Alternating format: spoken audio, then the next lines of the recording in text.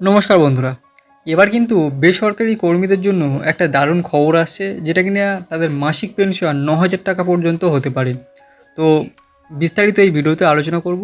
ভিডিওটি অবশ্যই শেষ পর্যন্ত দেখবেন। আর এই ধরনের ইনফরমেটিভ ভিডিও পাওয়ার জন্য চ্যানেলটি অবশ্যই সাবস্ক্রাইব করে রাখতে পারেন। তো প্রথমে দেখুন, যারা বেসরকারি চাকরি করেন তারা কি প্রতি মাসে ন্যূনতম ৯,০০০ টাকা পেনশন পেতে পারেন? এই প্রশ্ন এখন সকলের মনে। আসলে কেন্দ্রীয় সরকার বিগত বছর সরকারি কর্মচারীদের জন্য ইউনিফাইড পেনশন স্কিম অর্থাৎ ইউপিএস ঘোষণা করেছিলেন। এই স্কিমটি ২৫ বছর ধরে কাজ করা কর্মচারীদের অবসর গ্রহণের শেষ বছরের প্রাপ্ত মূল বেতনের অর্ধেকের সমান পেনশনের নিশ্চয়তা দেয়। নতুন পেনশন প্রকল্পটি ১ এপ্রিল ২০২৫ থেকে দেশে কার্যকর হবে। সুতরাং সরকারি কর্মচারীদের সরকার থেকে নিশ্চিত ন্যূনতম পেনশনের আশ্বাস পাওয়ার পরে কর্মচারী ভবিষ্যৎ তহবিল সংস্থা অর্থাৎ ইপিএফও আওতায় থাকা বেসরকারি কর্মচারীরাও কর্মচারী পেনশন স্কিমের অধীনে মাসিক ন্যূনতম পেনশন বাড়ানোর জন্য তাদের দাবি তীব্র করেছেন। সুতরাং পেনশনভোগীদের দাবি কি?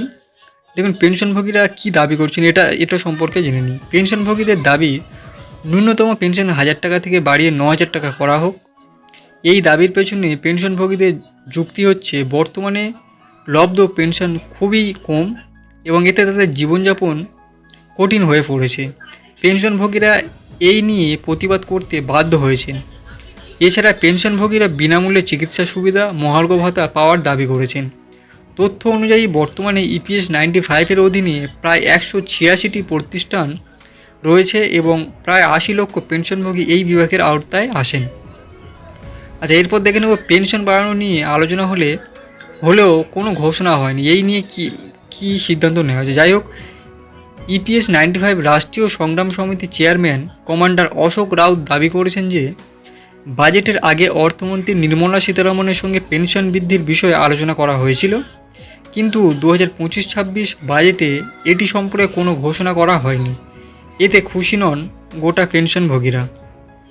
তো এরপরে যে খবর আসছে দেখুন, একই সময়ে মাদ্রাজ লেবার ইউনিয়ন এবং বিএনসি মিল স্টাফ ইউনিয়ন কেন্দ্রীয় শ্রমমন্ত্রী মনসুখ ম্যান্ডবের কাছে কর্মচারী পেনশন স্কিমের আওতায় থাকা ব্যক্তিদের জন্য প্রতি মাসে ন্যূনতম পেনশন ৯,০০০ টাকা বাড়ানোর জন্য অনুরোধ করা হয়েছে।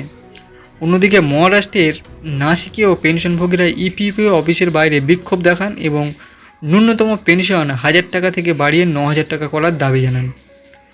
একই সঙ্গে দেশের বিভিন্ন শ্রমিক সংগঠনও শ্রমবিধি বাতিল ও বেসরকারীকরণ বন্ধের মতো দাবিতে আগামী ২০ মে দেশব্যাপী ধর্মঘটের ডাক দিয়েছে।